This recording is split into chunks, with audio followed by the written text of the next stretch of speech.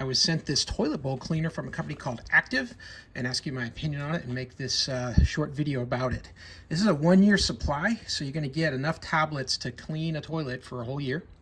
And it's going to come with individually wrapped tablets like this that you just drop in and let them go to work. It's supposed to clean, deodorize, and protect. You're going to get 12 tablets. You use one a month, basically. Each one lasts about 30 days.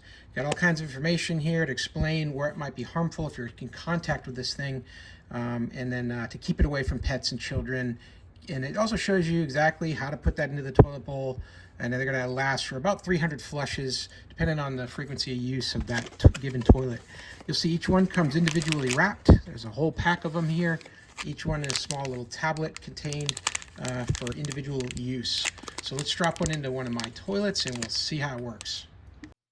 Here's how we're going to install this. We're going to just tear open one pack and then drop it down in the bowl. See that immediately start to shed off some blue. And then we'll let that sit there for a month and just do our normal business, flush it through, and you'll see the blue will start to